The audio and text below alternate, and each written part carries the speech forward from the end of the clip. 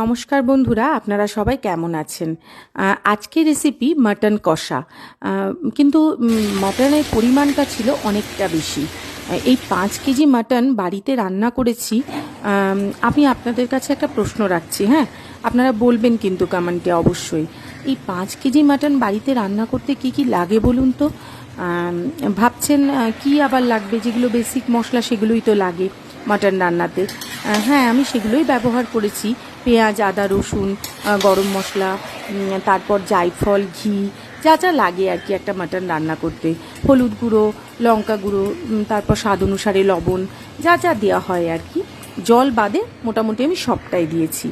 হ্যাঁ, কিন্তু আমি এই মাটনটা রান্না করতে গিয়ে দেখলাম যে ডান হাতে প্রচণ্ড ব্যথা, পায়ের গোড়ালিতেও প্রচণ্ড ব্যথা, যেহেতু 2 ঘন্টা মতো লেগেছে মাটনটা কষতে।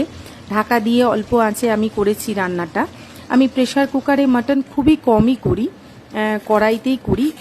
সময়টা বেশি লাগলেও মাটনের স্বাদটা কিন্তু দুর্দান্ত হয়। কিন্তু এই ডান হাতে ব্যথা আর এই পায়ে শেষ পর্যন্ত ঝিনঝিন ধরে যাওয়াতে তারপরে রেজাল্ট হচ্ছে এই রকম একটা দুর্দান্ত স্বাদের মাটন। হ্যাঁ, এর থেকেই বুঝতে পারছেন যে 5 কেজি মাটন বাড়িতে রান্না করতে গেলে কি কি লাগে। আপনারাও অবশ্যই কমেন্টে জানাবেন কেমন। ভালো